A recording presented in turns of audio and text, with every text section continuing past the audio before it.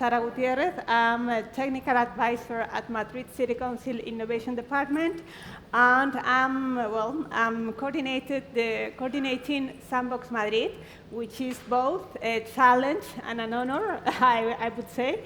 And well, today we are here in this session to speak about Sandbox. I speak about Madrid, innovation and future, which is very, well, I think it's great to have this opportunity. So before we start, I would like to introduce again, although Camille has already done, to our speakers. We have Alex. Alex is the innovation manager at Telefónica Spain. He will give us the view of innovation and scaling projects in a large company as Telefónica of Spain. Thank you. Javier Diana, in that corner, he is partner at Panca. He develops networks of micro weather stations for gathering real-time weather and air quality data. So he's also working in this network which supports drone operations. And finally, James Scott. He is CEO and founder at 24/7 Data. He develops RFID solutions to improve urban waste management. So thank you so much. We are going to have a short conversation. These three companies have presented projects to Madrid Sandbox latest call, focus on private enterprises. And what we want to have from Madrid City Council, what we want to do with this initiative is to bring a real space, a real framework to prove innovation in the city, which I think is a great opportunity. I don't know what you think, but also it's a great opportunity to have you here. So you are the main characters of these big projects, some of them, and it would be great to hear what you think about it. We have an open question. Mm-hmm. It's going to be a question for the three of you, and actually it's a very general question. We will see how you explain it. And it is, why Sandbox for you?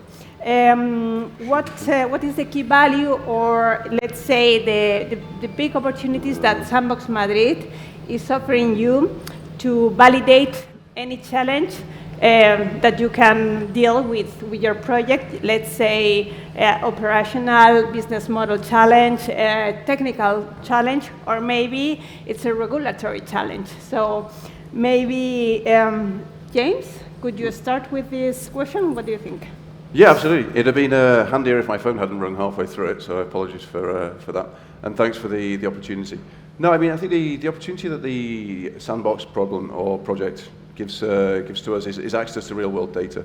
24/7 Data is a company. I've got here a ticket from just an item you buy in any store. This one happens to be from Decathlon. What we're seeing is a change from the barcode you can see to chips, RFID chips, which are now implanted in the tickets and items that we buy in the retail world. So essentially, just to explain quickly what the company does first. So what we do is we have patented and produced technologies and methodologies that allow these to be read when they enter the waste stream on collection. So essentially, we're a data company. So what we do is we collect, store, enrich, and provide data to other people that can make it more or use it for their benefit for society as a whole. And essentially what we got here is, you know the manufacturer and you know the product that's been bought. And if you know the product that's been bought, then you know what it's made of. And obviously with the collection streams that are coming in as part of the waste management of the city, what this allows us to do essentially is provide data in real time to government organizations so that you can see essentially, firstly, is the message hitting home? Are the right items going in the right waste streams or fractions? So if there are any problems, then you can identify these essentially at that time. Secondly, you can use this data to build on, because then if you have identified a problem in a specific area, obviously action will be taken to then go ahead and try and address that. So it's measurable as well in real time. So that's essentially just an overview of what the business does at the moment. And you're asking, why is the Madrid Sandbox relevant and interesting for us? Essentially, it's a project that's difficult to test at scale. If I can just show you something quickly here. You know, this as a founder for of a tech company in Madrid. Sorry, Javier, just put that down. This is the technology that we've produced so far. This is the Mark 1 scanner, but this is limited to me walking around Madrid scanning containers. So it's difficult to do at scale, you know. Also, if you want to make a large number of these and give them to people, your costs go up incredibly. So to be able to test in a real-world environment, we gain two things from participating in, well, three things. Firstly, we gain people who are experts in their domain, and sorry, it's just come off. And also pick up the phone and answer emails when you try and contact them, which has been a difficulty in the projects and a difficulty for small startups. Secondly, we get to trial our second generation scanners, which I'll talk about in a little while, on actual city hardware, which is completely different. You know, when there's a waste truck going through the rain at 5 in the morning, that's something that I wouldn't be wanting to simulate personally with my scanner, walking around the streets. And then finally, there's the actual data volumes that we get in. You know, what I'm able to collect in an hour, a waste truck could do in 2 or 3 minutes or something like that.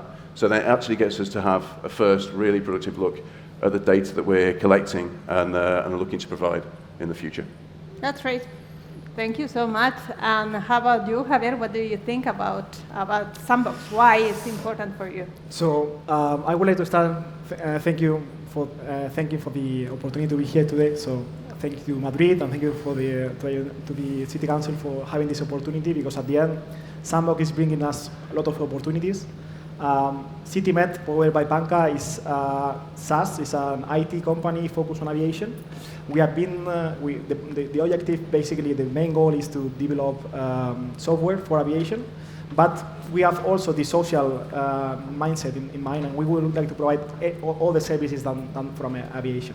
CityMed is trying to provide, trying to create the first network of micro-weather stations deployed in urban environment. And that's one of the main reasons why Madrid and Madrid Sandbox is bringing us this kind of new horizons and new opportunities, because at the end, when you want to test the real technology and you are an engineering team, IT team, you are isolated working, but once you want to have, move this to a real environment, you need data, as you already said. The data is the really important thing, and once you test this, you need to have the proper environment to test it to get outcomes from this. And from your outcomes, once we have a TRL 7 project at this stage, we want to look for this environment, the real environment, and Madrid is bringing this to us. Madrid is bringing an atmosphere from the more social perspective, because at the end, what we want to provide is an aviation service focused on micro-weather services for drones, for the new types of operations, these new eVTOL air taxis that they are going to fly over our heads in the next 15, 20 years, but as well the new operations that are already in place that maybe you already know, but there is a lot of operations around here. In the short term, it will be delivery from drones. We want to support those operations, because once we are to talk about safety critical topics in aviation, weather is something that is going to affect really in a high level to this kind of operations of small drones, etc., etc. And with this being said, we want to contribute, but it's not the only business led that we are considering. We are also considering the smart cities focus, and we want to provide with noise and atmosphere, like air pollution and air quality sensors, and new kind of services to demonstrate that the city is healthy to live, and that the social acceptance for how we socialize with the other industries within the city are making sense, are healthy for the people, and the people accept them and know in a pretty good stage. So what is bringing Madrid? And is bringing the opportunity to come this to reality, and parting from this isolated office where we are doing our prototype and our deployments to a final implementation or ongoing testing the implementation that will open the doors to a final demonstrative example to say this is working, this is going to come, and this is going to provide the new stage of reality and services.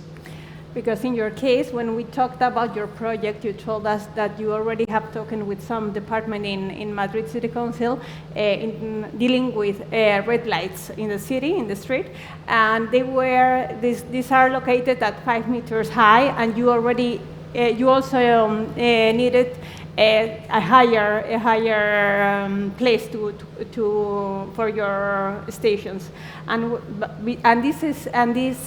this was the lighting of the city. So there are two different departments, and thanks to the sandbox, it's going to be maybe possible to join these two requirements, right? Yes, yes. At the end, once we are a little startup, we need to communicate. We need to go beyond these kind of barriers that are the bureaucratic barriers that are there, and you need to fight them. You need to push, and you need to try to get your prototype to life. So for this, there is a lot of barriers that from an engineering perspective you have not in mind. You have never think about this.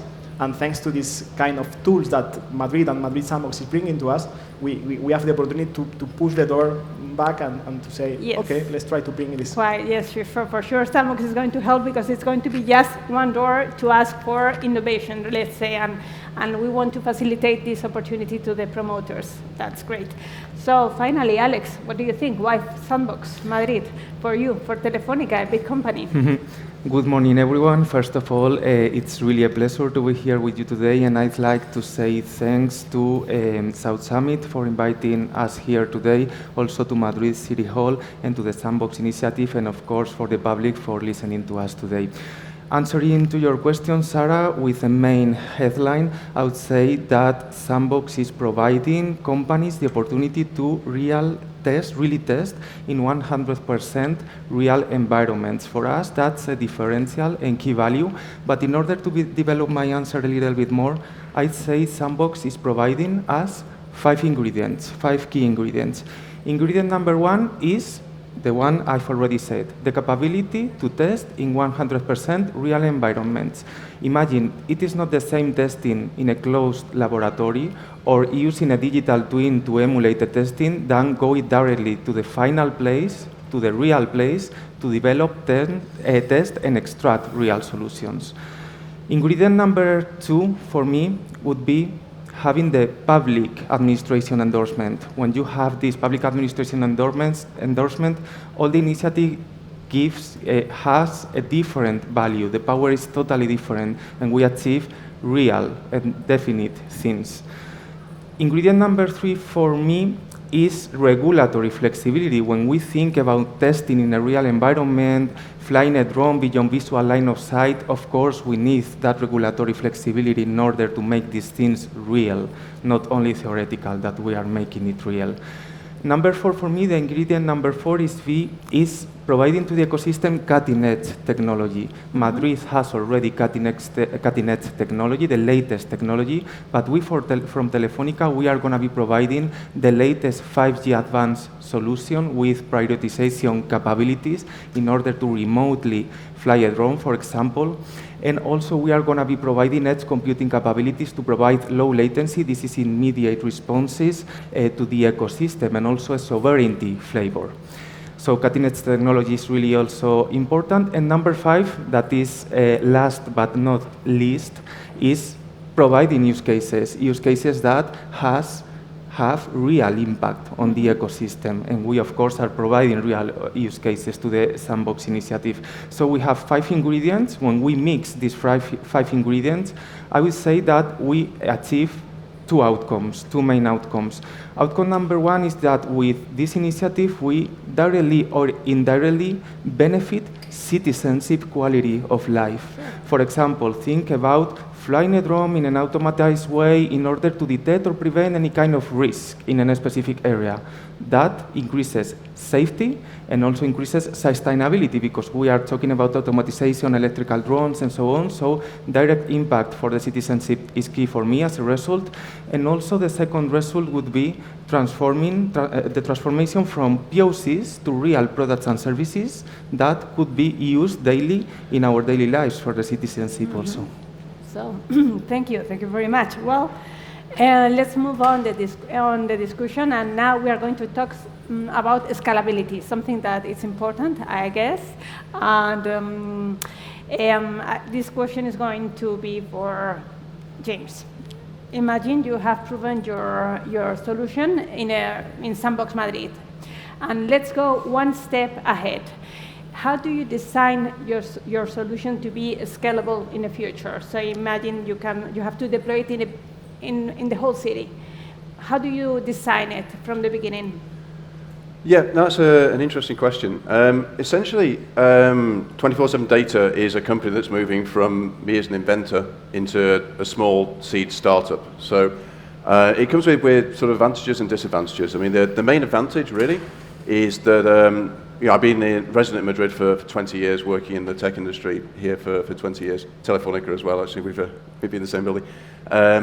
So you get to sort of get the absolute cream of the crop in terms of the talent, because it's people you work on personal relationships with, people you've worked with in the past. And because you're small and you have good relationships, you can get these really powerful people into your team. And also, as a CEO of the company, I need to take a step back and say, actually, I trust these guys to take these steps and make the right decisions. So as we saw before, this is the prototype that I made. So we got Nacho over there as part of the team. We've also got Alejandro and Jose Angel who are working. Jose Angel is an expert at designing circuit boards.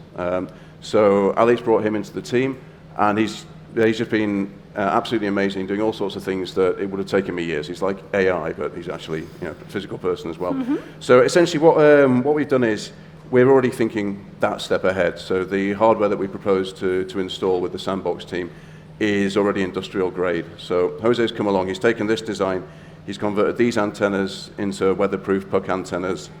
This antenna has gone from one connection, which can do 60 scans a second, to 4, which can do 800 scans a second. If the data's there, we're going to find it. All the rest has been taken and put into a single circuit board. This is manufactured in the Far East. We can get them here in small quantities, and by doing all that, he's also halved the cost. So on the data collection side, everything's in place already through the good team. And then on the data supply side, in terms of scalability, we're cloud-based. We've partnered with Amazon so far. And obviously that gives us infinite scalability in terms of computing resources in the short term. And then obviously once the data's in, as I was speaking before, and the dust has settled a bit and we can actually see the scale we're going to be working at, then as a second stage we'll make the strategic decisions that are best for the situation we find ourselves in. That's great, that's great. So Javier, anything to add? You have any other view about the scalability and how you deal it? So the scalability is really complicated once you need to build from an idea a prototype and then test it. As I was trying to state before, the scalability comes to an end when you want to commercialize, but maybe when you start to thinking about this, it's a bit late. So you need to start thinking about scalability from the beginning. And this is something that, for example, we are trying to fix because we didn't have this in mind at the beginning. And then you are a little startup, you don't have too much budget, you need to deal with this kind of problems that the short and little business can get to you, and then you need to fix this in a short-term manner, in a really low budget, but the scalability is something that I will advise for anyone in the room to start thinking from the beginning, not once you want to commercialize something. Yes, and how about you, Alex? When you have to evaluate technology and innovation, is scalability a key factor for you in Telefonica? What do you think about it? For us, Sarah, scalability is totally a key factor. I represent here to the innovation department of Telefonica Spain, so think about innovation. We constantly speak with our clients and develop real POCs with our clients. And once we are building this POC, we constantly incorporate the client feedback to the development of the POC. But we, from the innovation team, are constantly talking with our product marketing areas in order to transform this POC to a real product and services. And what the POC is moved to real products and services, scalability is the key factor, and it's implicit inside the products and services. Yeah, sure, for sure. Scalability is something that you have to have in mind from the very beginning, that's for sure. So let's move on. Another question. Now, Javier, what is, for you, in your opinion, I think innovation comes with collaboration. for us, it's a key factor as well. Collaboration, private and public collaboration is very important. In case you have the support of public administration as Madrid City Council, is it going to be something differential for you and for your partners or for looking investment in your company? What do you think about having the support of the government? For example, Madrid City Council, in this case, if you go to the sandbox? So it's a really good question. Thank you for bringing this, because at the end, just a bit of storytelling context. CityMed, it's an idea that comes from some innovation programs within ENAIRE. ENAIRE is the Spanish NASP.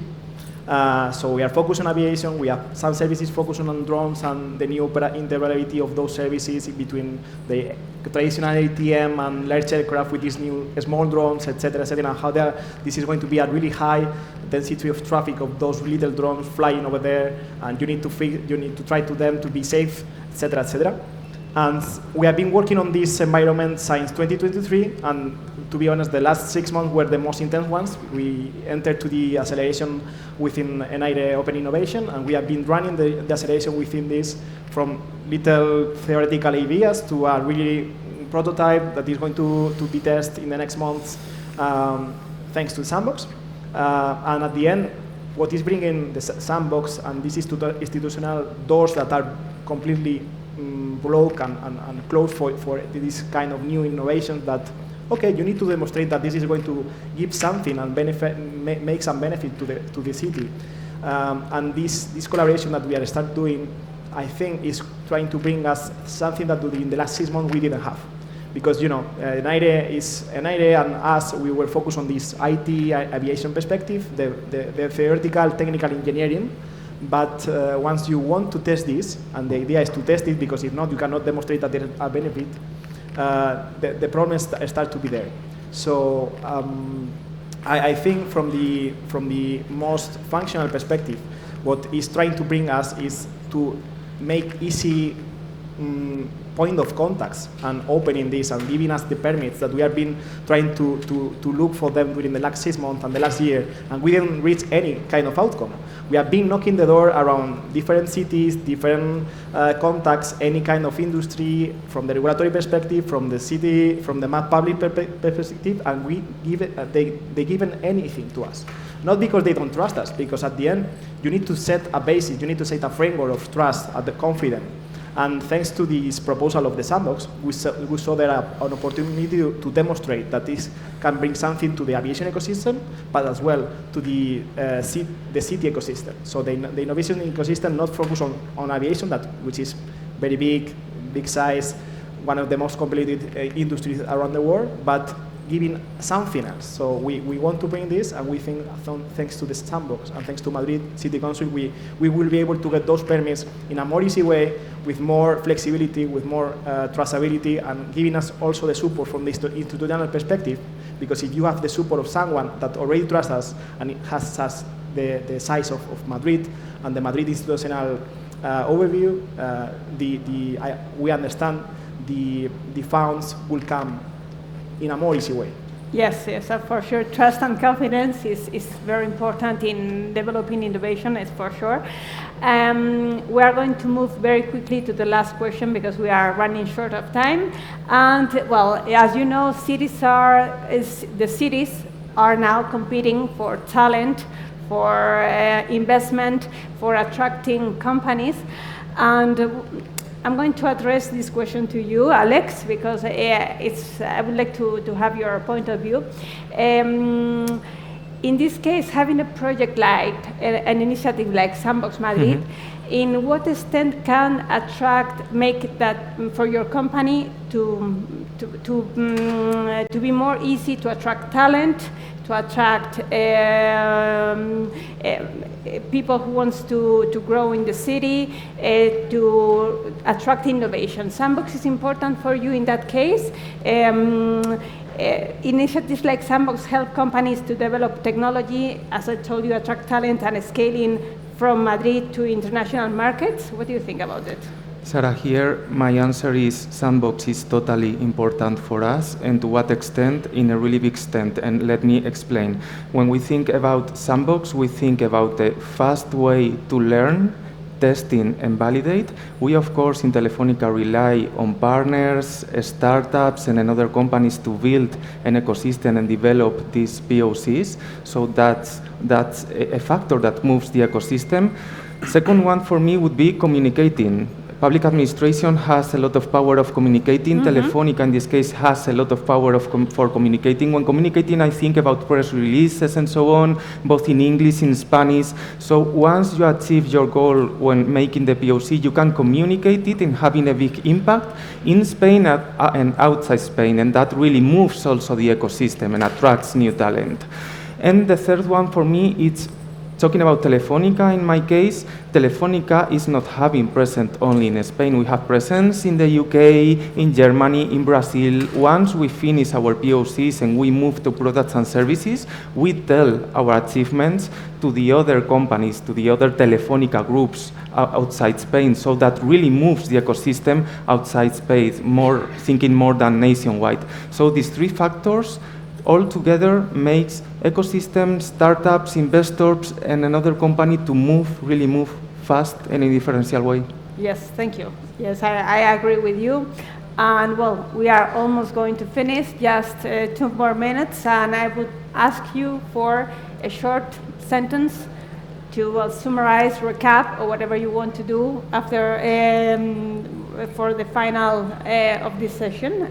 James, what is your final sentence? Yeah, no, the final sentence really is, as I said at the beginning, we're moving from basically a patented idea into a tested business or an evolving business. To investors, obviously, we're looking for investment. We're serious. Our legal side's in place. And the goal that we really want to reach is to look after our people, build a great team, and provide seamless integration with a quality product so we can get our hardware on trucks and collect data that's useful to society, so we can help improve people's lives in general. And then on the other side, seamlessly integrate with our downstream clients so they can get access to the data quickly and easily. Thank you. So, okay. Javier? Very good, thank you. I will use one of the words that is one of my favorite words, which is ecosystem.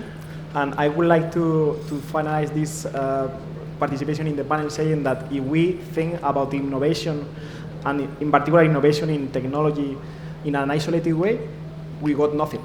And we need to think from the perspective of an ecosystem. We are building something that with this Industry 4.0 and the new way of leveraging technology to the social and the economy, we need to think from a ecosystem perspective. We need to think from the different actors that will be involved, from the civil and the military side, as well from the more directly related to the unrelated stakeholders to the topic. So, Alex, can you close? Yes, for me, Sarah and all, Sandbox, Madrid Sandbox is the differential ingredient to move from experimentation to real products and services. Yeah, great. So thank you very much to the audience. Thank you very much to the speakers. And for Madrid City Council and Sandbox Madrid, I have to say that, well, innovation is not only technology, right? Innovation is many things. We want to support you. We want to help your projects grow, because with this growth, Madrid is going to grow as well. So thank you so much. And well, whatever you want, we are here to help you. Thank you so much. Thank you.